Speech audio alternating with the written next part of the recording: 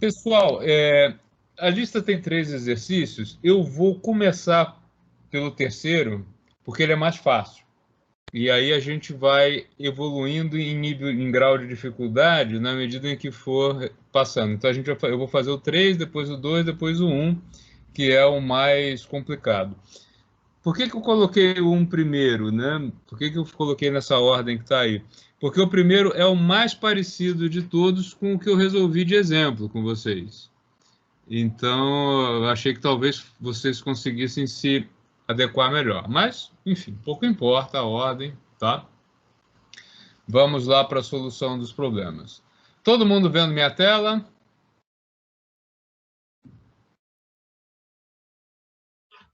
A lousa está Positivo, professor. positivo? Legal.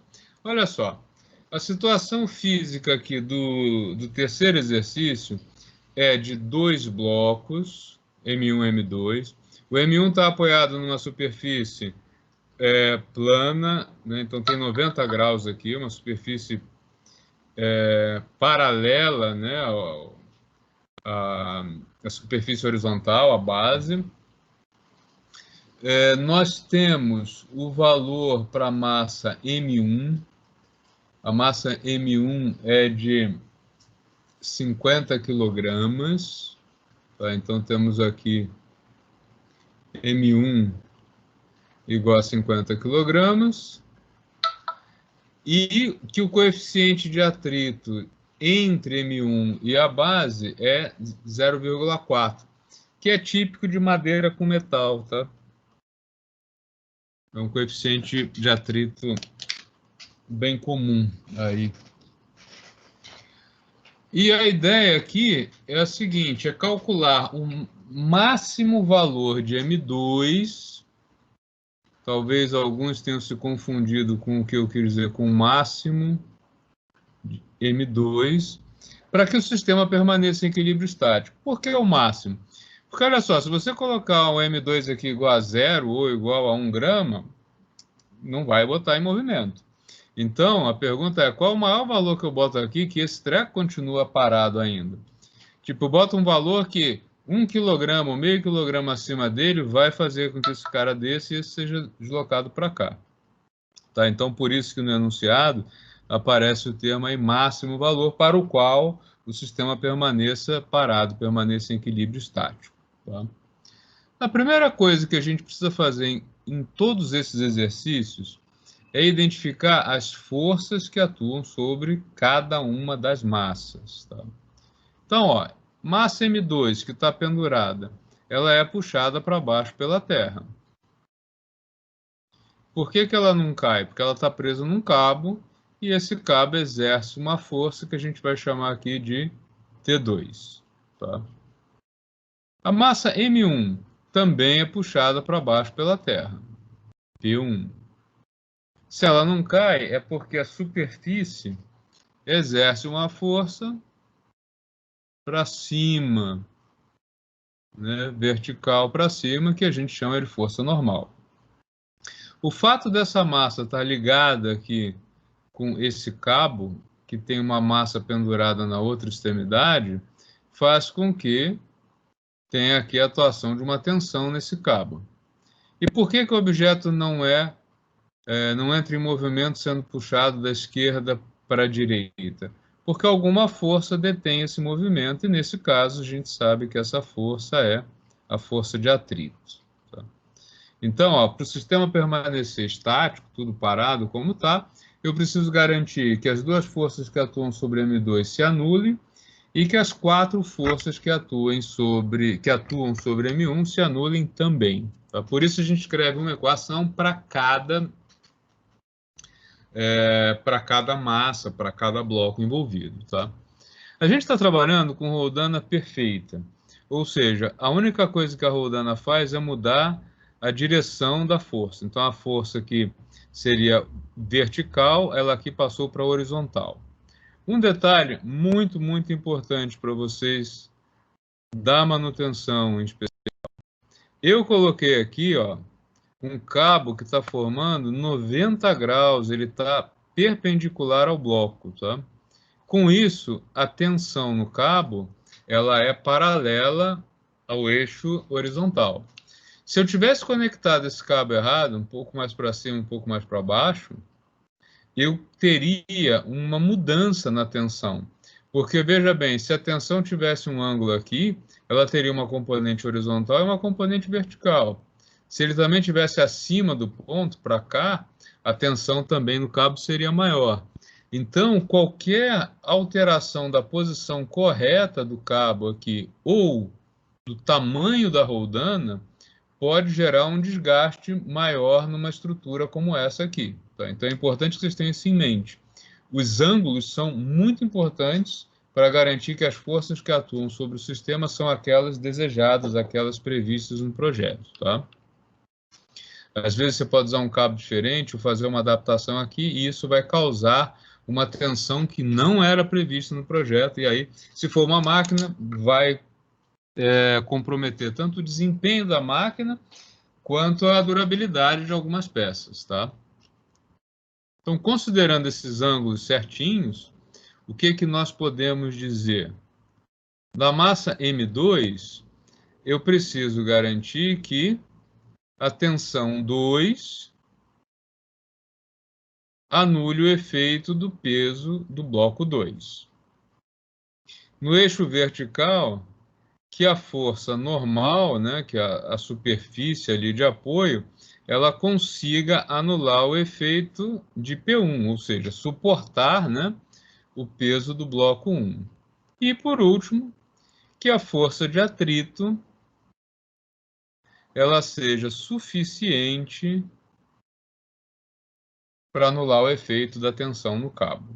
Tá? Então, aí duas equações para massa M1, uma equação para massa M2, né? E as três condições aí que essa anula essa anula essa e essa anula essa, a gente tem que impor para garantir que esse sistema permaneça em equilíbrio estático. O que mais que a gente sabe? Professor, Oi. a equação para M1 é a T2 igual a P2? Para M1, são essas duas aqui, ó. Força normal igual a P1 Ah, e força de atrito igual a T1. Essas duas aqui se referem a M1, que é a que está apoiada, e essa única aqui é a M2. beleza, professor, obrigado. Tá? O que mais que eu sei desse sistema? Se esse cabo é um cabo inextensível, ou seja, ele não está sendo esticado nem comprimido, como sobre o cabo atuam duas forças, T1 e T2, elas têm que ter o mesmo módulo, senão esse cabo estaria sendo esticado, né? Ou comprimido, no caso aqui, esticado só. Então, a gente pode afirmar que a tensão 1 tem o mesmo módulo que a tensão 2, então eu não preciso me preocupar em distingui-las. Basta um T, né, para os dois lados. Tá? E a gente tem um modelo para a força de atrito que diz o seguinte: a força de atrito é igual ao coeficiente de atrito vezes a força normal que atua sobre o objeto. Tá? Então, usando essas duas equações, como é que ficam as minhas condições de equilíbrio? Essas três equações aqui. Ó. No lugar de T2, um T genérico. Tá? No lugar de P2, M2 vezes a gravidade, que a gente está trabalhando com G igual a 10. Força normal igual a P1.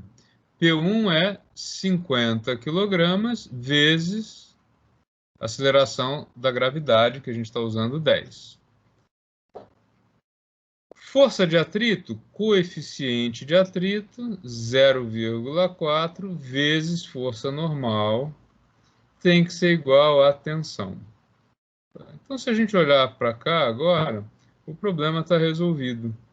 Porque, olha só, daqui a gente sabe que a força normal é igual a 500 newtons. Se eu pego esse valor de normal igual a 500 newtons e substituo aqui embaixo, eu cheguei na tensão. Então, ó, a tensão vai ser igual a 0,4 vezes 500. Ou seja, tensão no cabo, 200 newtons. E aí, eu pego esse valor da tensão no cabo e volto lá na equação que me relaciona a tensão com massa. Ó. Então, o que eu vou obter? Se a tensão é igual a 200, 200 é igual a M2 vezes 10, logo, o máximo que a massa M2 pode ter é igual a 20 kg, tá? Então, até 20 kg pendurado aqui, sem mexer nas demais condições, o sistema vai permanecer em equilíbrio estático. Pessoal, esse segundo exercício, a mola não altera nada, tá? Se eu tivesse colocado um cabo ali, daria no mesmo, porque eu não questionei o quanto que ela estica, a capacidade elástica dela, nada disso. Então, não precisava ter uma preocupação com a mola, mas simplesmente com o fato de ter uma força aqui puxando esse bloco nesse sentido aqui, tá? Daqui para lá. Então, olha só. A gente tem agora um ângulo muito forte, 60 graus, tá? Um plano com inclinação muito alta, uma massa relativamente pequena e um coeficiente de atrito alto. Para vocês terem uma noção de plano inclinado, em termos de construções, a inclinação regulamentar para uma rampa para portadores de necessidades especiais é de 8 graus.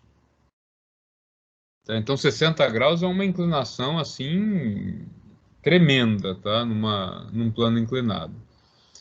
Que forças atuam aqui? A Terra puxa esse cara para baixo, reto assim, tá? Como ele está apoiado nesse plano inclinado, o que acontece? A gente pode dividir, né, interpretar que a força, peso, nesse caso, ela tem dois efeitos. Ela pode arrastar esse bloco plano abaixo, e a gente chama essa componente aqui de Px, né, paralela ao plano inclinado, e tem uma parte do peso que ainda pressiona o objeto contra o plano inclinado, um pouquinho menor que isso. Na verdade, vem até aqui, tá? Então, o peso, que é a força com que a Terra puxa o objeto para baixo, devido a ele estar apoiado no plano, ele acaba tendo dois efeitos e a gente pode quantificar, calcular quanto que cada um desses efeitos tem, né, em termos de força, a partir do peso e do ângulo de inclinação do plano. A gente viu na aula passada que esse ângulo do plano é o mesmo ângulo entre PY e a força peso, tá? Então, esse ângulo aqui também é θ. Com isso, olha só, o Px, ele é a componente do peso oposta ao ângulo θ, porque ele tem esse mesmo comprimento aqui, né? Px tem esse comprimento que está em oposição ao ângulo θ. Então, o Px é igual ao peso vezes o seno do ângulo θ. E já o Py, que está aqui, ó, grudado no ângulo, né, adjacente ao ângulo θ, ele é igual ao peso vezes o cosseno de θ. Como nós temos o ângulo e temos a massa, a gente sabe quanto é Px e quanto é Py, tá? Então, olhando só para a distribuição de forças, o que a gente vê? Que eu preciso de uma força para anular o efeito da componente Py, e essa força é exercida pelo plano inclinado, tá? É o que a gente chama de força normal. E nós temos alguma força para anular esse efeito para que o bloco não seja arrastado, para que ele não desça. Nós vamos identificar aqui duas forças com esse papel. Uma delas é a tensão exercida. Deixa eu aumentar a espessura, senão ninguém enxerga, tá? É a tensão exercida pela mola, e a outra vai ser a força de atrito, que é contrária, como sempre, a um possível movimento, tá? Então, Φ e tensão juntas anulam Px, força normal anula Py. Então, a condição da primeira lei de Newton para que este objeto permaneça em equilíbrio é que força normal seja igual a PY e que tensão mais força de atrito somadas anulem o efeito de Px, tá? O que mais que eu sei sobre essas forças? Que Py é igual ao peso vezes o cosseno do ângulo de inclinação. O que nós sabemos sobre a força de atrito? Que ela é igual ao coeficiente de atrito estático, que foi dado, vezes a força normal que atua no bloco. E sobre o Px, que ele é igual ao peso vezes o seno de θ. Tá? O que eu vou fazer agora com essas duas equações é substituir nelas os dados numéricos, né, os dados do problema que nós já temos. Tá? Então, força normal não sei quanto é. Força normal, continua. Igual peso, massa de 8 kg, 8 vezes 10, o peso é de 80 newtons. Tá? Cosseno de θ. Θ é 60 graus. Cosseno de 60 graus é igual a 1/2. Então, daqui nós temos que a força normal que a superfície exerce sobre o bloco é de módulo 40 newtons. Na segunda equação, tensão, a gente não sabe quanto é, mas coeficiente de atrito foi dado, 0,4, está ele aqui. Vezes quem? Força normal, acabamos de calcular a força normal, 40. Então, 0,4 vezes, eu estou seguindo essa aqui, tá? Vezes 40, igual. Peso, 80. Seno de 60 graus, raiz de 3 sobre 2. Posso simplificar aqui, vai dar 40 raiz de 3.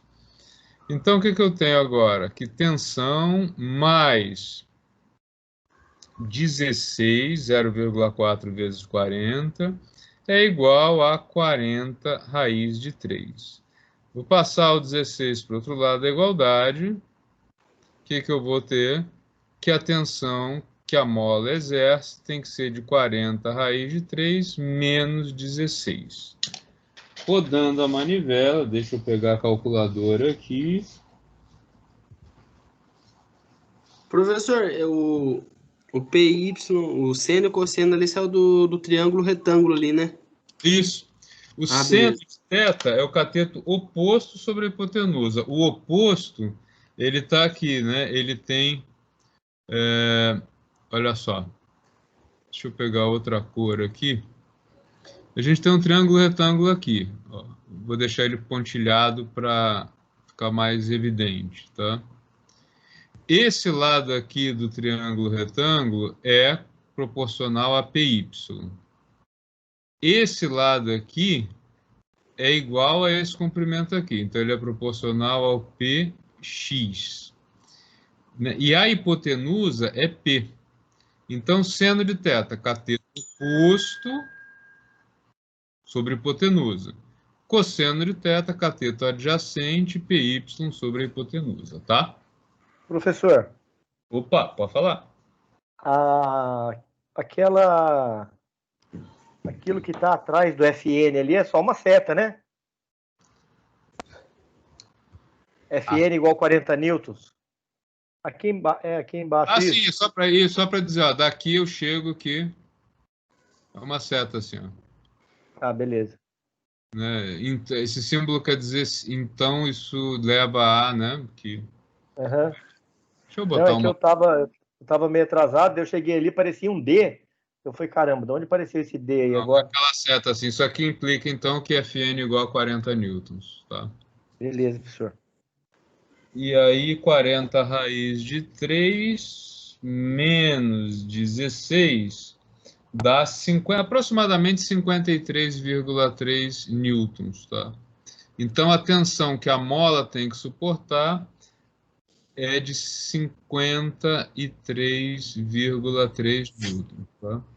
Aí, de novo, eu destaco para vocês o seguinte: se essa mola tivesse sido conectada errada aqui, para cima ou para baixo, eu teria uma tensão maior do que essa, de 53,3. Então, eu estou chamando a atenção disso para vocês, porque assim, manutenção é muito comum que não tem a mola correta, não tem o cabo correto, dá uma soldada aí, bota um pouco mais para cima. Cuidado com isso nessas estruturas, porque eu sei que tem gente copiando ainda, mas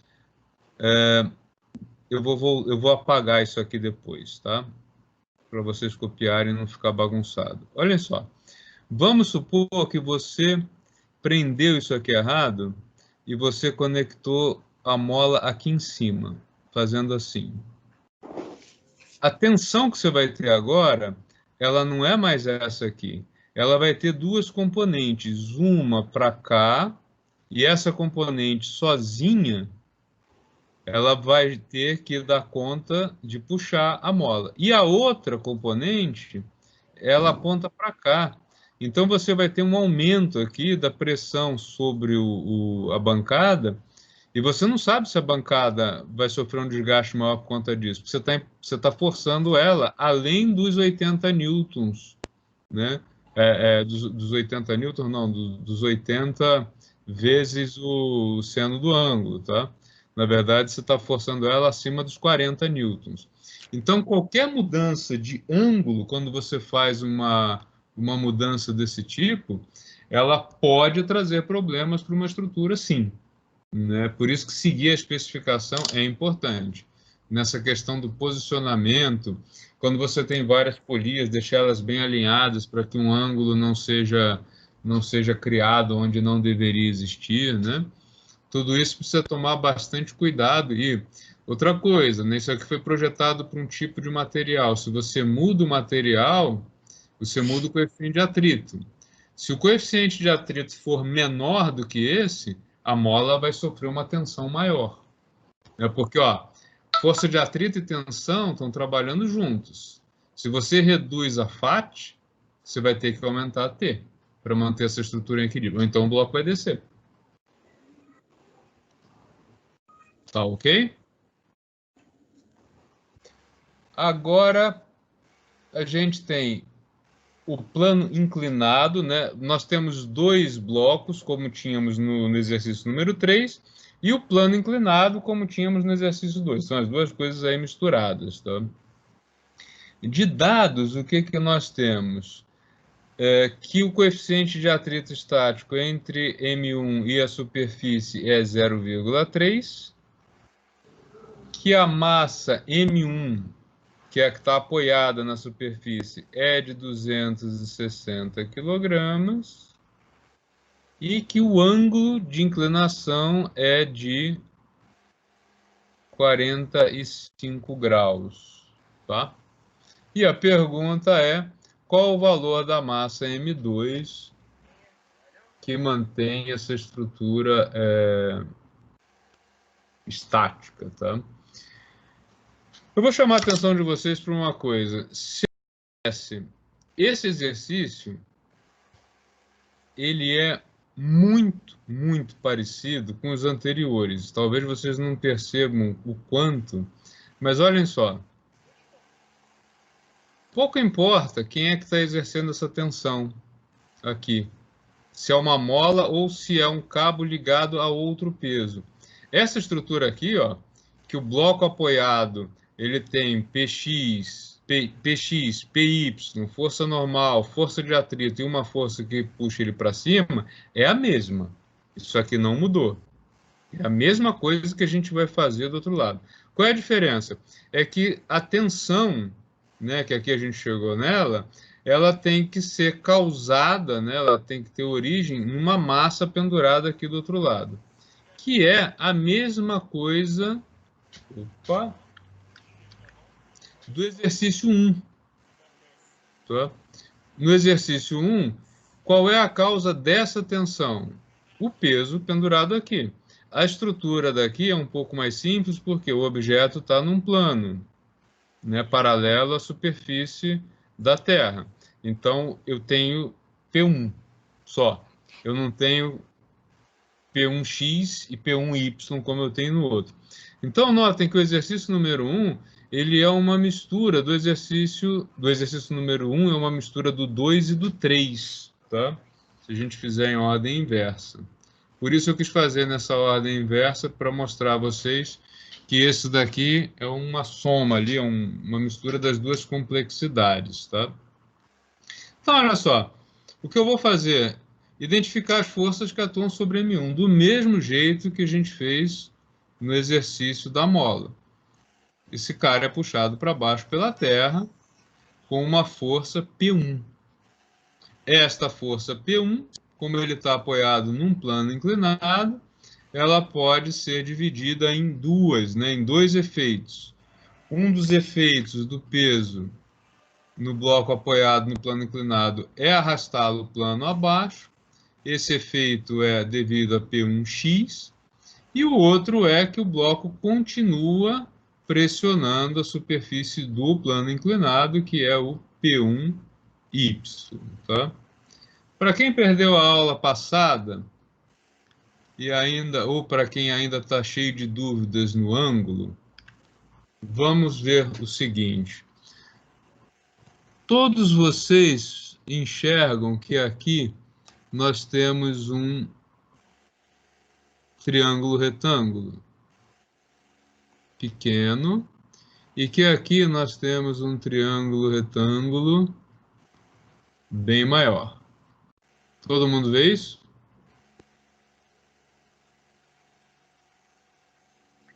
Sim, Ok? Beleza. Nesse triângulo retângulo, vamos notar o seguinte. Aqui a gente tem um X, né? Ó, que liga esse triângulo ao outro. Aqui tem 90 graus, ele é retângulo porque ele tem um ângulo de 90 graus. Aqui, idem. Esse ângulo daqui está em X com esse daqui, então eles têm que ser iguais. Tá? Então esse cara é igual a esse. Esse e esse são iguais, logo, este daqui, que é o ângulo entre PY e P, tem que ser igual a θ. Tá? Então, por isso que a gente bota sempre o ângulo entre P1y e o próprio peso, entre a componente y e o próprio peso, como sendo igual ao ângulo do plano inclinado, tá? Tá claro agora essa ideia para quem perdeu a aula e para quem estava com dúvida ainda? Tá? Não é nenhum acaso não, tá? O que mais que eu tenho de força atuando em cima dessa massa aqui, então? Alguém tem que empurrar ela na vertical. Quem faz isso é o próprio plano inclinado com a força que a gente chama de força normal,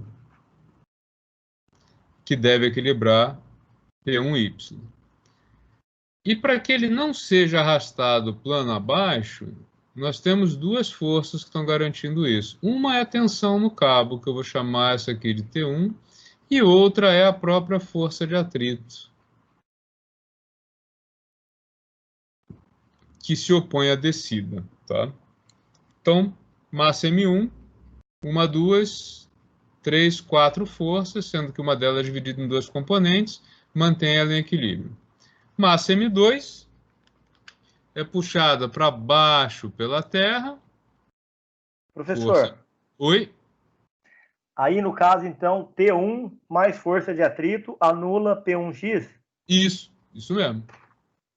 Beleza, obrigado. Tá? E P2 vai ser anulado por uma força que o cabo exerce puxando essa massa para cima, que eu vou chamar aqui de T2. Tá? Então, as equações, né? A primeira lei de Newton, ela nos diz que este sistema vai permanecer em equilíbrio se as seguintes condições forem satisfeitas. Se a tensão 2 anular o efeito de P2, se a força normal anular o efeito de P1y, e se a tensão 1 somada à força de atrito anular o efeito de P1x. Tá? Então, são as três condições que a gente tem da primeira lei de Newton para garantir o equilíbrio estático aqui. Aí, ó, lembrando que θ é adjacente a P1Y e oposto a P1X. Então, P1X é igual a P1 seno do ângulo θ, e que P1Y é igual a P1 cosseno do ângulo θ. Tá? Então, θ aqui, θ aqui. O que mais que eu posso acrescentar nisso aqui? Eu sei que as tensões 1 e 2, elas são vetores diferentes, porque têm direções diferentes, mas elas têm que ter mesmo módulo para garantir a estabilidade do cabo. E a gente está usando um modelo para força de atrito, nosso modelo matemático para atrito estático, que a força de atrito é igual a um coeficiente vezes a força normal. Tá? Então, usando isso, como é que eu reescrevo as três equações? Que a tensão é igual a P2, onde P2 é massa 2 vezes aceleração gravitacional. Que a força normal é igual a P1Y, ou seja, M1, 260 kg, vezes a gravidade, vezes, ó, P1Y é P1 cosseno θ. Eu acho que para vocês vai ficar muito confuso assim. Vou alongar mais um passo, tá? Então, ó, vamos lá. A tensão vai ser igual a M2 vezes a gravidade. A força normal vai ser igual a P1Y, portanto, P1, né, M1G cosseno de θ. T1, que é igual a T, mais força de atrito, que é μ, força normal, é igual a P1x, ou seja, P1, M1G, vezes o seno de θ. Tá? Vai ter mais um passo no exercício, mas acho que vai ficar um pouco mais didático para quem ainda está com dúvidas. Agora sim, eu vou pegar essas equações aqui, nessas três equações, e vou substituir nela o que eu tenho de dado numérico para ver se já dá para calcular o que me foi pedido, que é a massa M2. Então, vamos lá, colocando os dados. Ó. Tensão, então, é igual a M2, é minha incógnita. Tá? Gravidade, eu sei que é 10. A gente está arredondando para 10. Força normal é igual a M1, o enunciado me diz que é 260, gravidade 10, cosseno de 45 graus. Ou você pega da calculadora, ou você coloca aqui o raiz de 2 sobre 2, tá? Tensão mais coeficiente de atrito. O enunciado me diz que é 0,3. Força normal, eu vou calcular ela daqui. Então, eu tenho essa força normal. Igual a M1G, 260, vezes 10, vezes o seno de 45 graus, que é a raiz de 2 sobre 2. Então, oi. Essa força de atrito é tabelada? O coeficiente de atrito? Isso. Existem algumas tabelas que dão, ou você pode medir. A gente tem até um experimento, 2 experimentos no laboratório para medir, tá? Você estava na aula passada? Tava. Tava, então acho que você ou não prestou atenção ou chegou atrasado. É assim, ó. Se você tem um plano inclinado móvel e coloca... Ah, não, professor, essa parte eu vi, eu só queria saber se era tabelado, tipo, para outras finalidades. Sim, quando você trabalha com materiais padronizados, sim, você já pega o valor medido de referência. Ah, tá. Só que aí a tabela pode ser um pouquinho complicada, porque ela leva em conta o material, se tem tratamento de superfície ou não, e o grau de polimento. Porque... então não é tão facinho assim usar, não. Não, porque, por exemplo, madeira, né? Madeira rugosa, ela, em cima da borracha, ela tem um coeficiente de atrito diferente se ela estiver polida, né? Entendi. Então, por exemplo, uma das coisas que limita o tempo de vida útil do pneu de um carro é o coeficiente de atrito dele com o solo, né? Um pneu em bom estado, num asfalto de boa qualidade, que nem sempre é trivial aqui, ele tem que estar ali entre 0,7 e 0,8. Tá? Qual é o problema, por exemplo, super problema, quando você começa a perder aquela camada que é a camada de aderência do pneu e chega na camada, que é o que a gente chama, o pneu está ficando careca, né? Esse coeficiente de atrito cai. E se chegar no radial, que é o metal, cai mais ainda. Entendi. Tá? Então tem... Agora, quando você trabalha com vários materiais dentro de uma indústria e tal, aí você tem o tabelamento deles. Ó, esse aço tipo tal, em cima daquilo ali, o coeficiente é tanto, aí sim. Tá? Beleza, senhor, valeu. Então, pessoal, seguindo aqui, ó, o que a gente pode calcular? A gente pode calcular já a força normal, tá? Substituir a força normal aqui, calcular a tensão. Calculou a tensão, a gente tem como calcular o M2. Tá? Então, ó, seguindo essa linha de raciocínio, vamos calcular a força normal. A força normal está ali, e ela é, então, igual a 2.600 raiz de 2 sobre 2, ou 1.300 raiz de 2, né? Eu simplifiquei aqui. Ou você faz a conta direto na calculadora, tanto faz, tá? 1.300 vezes a raiz de 2 dá aproximadamente 1838,5, tá? Então, aqui aproximadamente 1838,5 newtons. Então, força normal, 1838,5. Com esse resultado, eu venho aqui e calculo a tensão.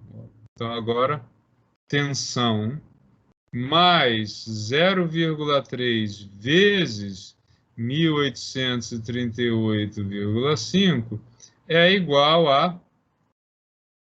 Reparem que aqui a gente vai ter o mesmo valor, tá? É 2.600 dividido por 2 vezes raiz de 2. A gente já sabe quanto dá isso aqui, né? Isso aqui é, de novo, 1838,5, tá? Então, o que nós temos? Que a tensão vai ser igual a 1.838,5 menos 30% disso, né? 0,3 vezes 1.838,5. Mais fácil fazer o cálculo aqui, ó. Dizer que isso aqui é 1 menos 0,3 vezes o monstrinho, né? O 1.838,5. Então, 1.838,5 vezes 0,7. Professor, professor, volta só um pouquinho, professor, ali onde está a tensão, aí atrás, que cortou o áudio aqui. Ah, tá. Eu peguei essa, vou pegar essa equação aqui. Beleza. Não, tá? Trouxe ela para cá, tá? Aí, o que eu fiz? Tensão, tensão. 0,3 vezes força normal. Força normal tá aqui. A gente acabou de calcular. Então, Beleza. substituí ela aqui. Força normal. E aqui, do outro lado da igualdade, a gente já fez essa conta aqui, tá? Ela dá também, porque, ó, é o mesmo cálculo, 2.600 raiz de 2 sobre 2, que dá 1.838,5. Por isso que ficou igual aqui. Tá? Porque isso aqui dá 1.838,5. Tá? Beleza. Aí eu vou passar esse cara para o outro lado da igualdade, ele muda de sinal. E aí você pode fazer o cálculo direto aqui, ou fazer isso, tanto faz, tá? Não vai ser diferente. A gente tem, então, que ponto 7... Então, professor, o senhor fez esse cálculo, 0,3 vezes 1.838,5? Tá aqui, ó. Ah, não, 0,3 estou fazendo agora. Mas vai fazer esse cálculo, 0,3 vezes. Ou eu faço aqui direto, ó. Isso aqui dá 0,7, né? 0,7 vezes isso aqui. Então, 0,3 vezes 1.838,5. Esse cálculo o senhor fez ou não? Não. Eu fiz 0,7. Mas chega no mesmo resultado. Tá? Dá aproximadamente 1.287.